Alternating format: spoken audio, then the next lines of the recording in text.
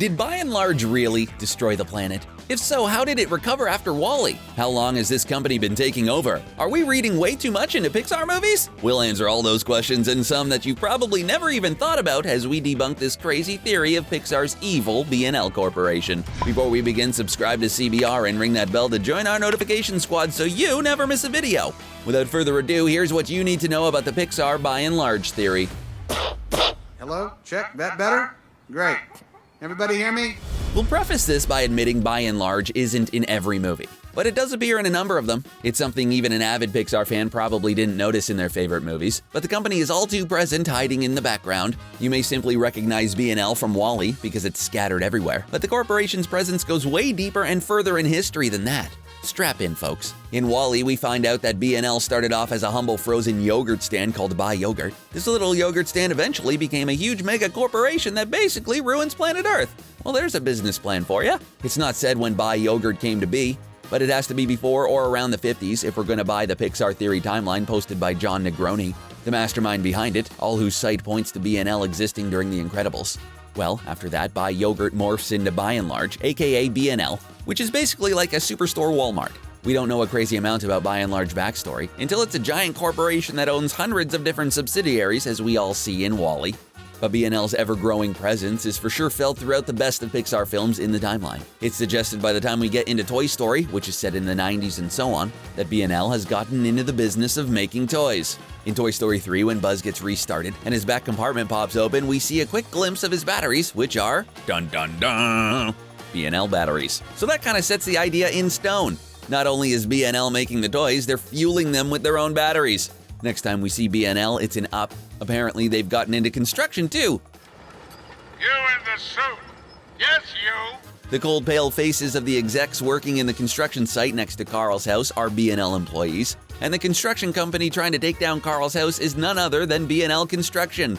Now we get into the pre-WALL-E territory, where BNL starts its real takeover. At this point, BNL Corp has been around and it's building its influence forever. By 2057, BNL has taken over everything in the world, including the government. BNL is ravaging the Earth's resources due to overpopulation problem.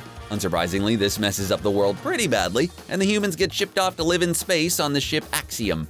While the humans are kicking it in comfy chairs, getting super fat, the WALL-E robots are made to clean up BNL's mess. They do this by burning the world's garbage. All the fumes make Earth so unlivable that humans cannot return, forcing them to remain on the space cruiser, getting super fat. With the humans away, Earth becomes inhabited solely by sentient automobiles, and we get the Cars movies. Despite all living inhabitants floating in space, BNL is still around somehow, because you can spot the familiar BNL logos throughout all the Cars movies, and in Cars 3, they race on BNL raceways. So maybe they're operating BNL from space. Just because BNL drained the whole world of its resources, including fuel, sentient cars are the next group to die out and Earth becomes a barren wasteland of garbage.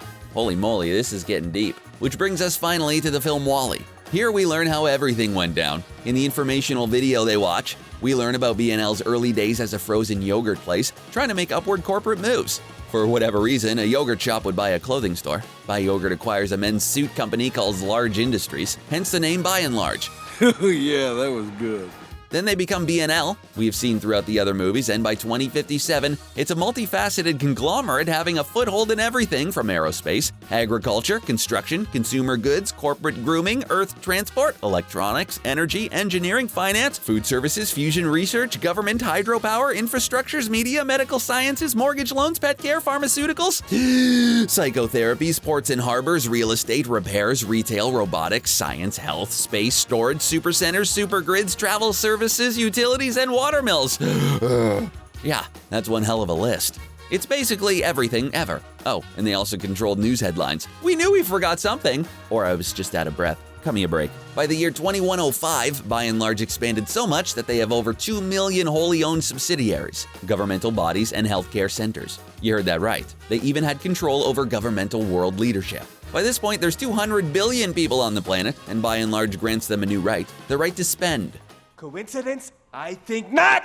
What follows is humanity going down the toilet and into a state of mass consumerism, littering the entire Earth. That's where the mass cleanup came in. Originally, the ship housing the humans while WALL-E cleaned up the Earth was intended to last 5 years. But a planet wrecked from pollution takes a little bit longer than that, and the BNL CEO, Shelby Forthright, proclaimed Earth unable to support life due to extreme toxicity. Eventually, around 2110, they threw in the towel on ever returning to our home planet, with Shelby Forthright and all other humans supervising the cleanup, and everything shut down and GTFO'd. The events of WALL-E takes place around 2805, meaning people have been just chilling in space there that long, reproducing and being screen-addicted blobs. The kicker is that by the time WALL-E takes place, by and large no longer exists since it's 700 years in the future, but its products are still everywhere. With the death of its CEO, Shelby Forthright, it made no corporate sense to continue and is run by robots. WALL-E.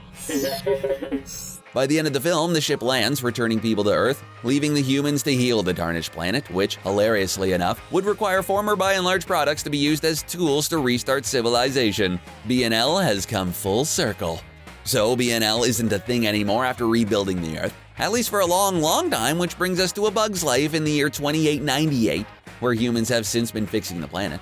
In the Monsters, Inc. world, which comes a while after A Bug's Life, there seems to be no implication that there is an overpowering corporation besides Monsters, Inc. themselves, but they just deal with energy, not so much controlling the whole world. Funny how a little frozen yogurt stand basically ended all life as we know it for humans on the Earth. The moral of the story here is just don't eat frozen yogurt. Life lessons from CBR. They're experts! Experts, Bob! Exploiting every loophole, dodging every obstacle! There you have it. What do you think about this theory? Is there anything we may have missed? Let us know in the comments section below, and don't forget to subscribe to CBR for more videos like this one. Thanks for watching.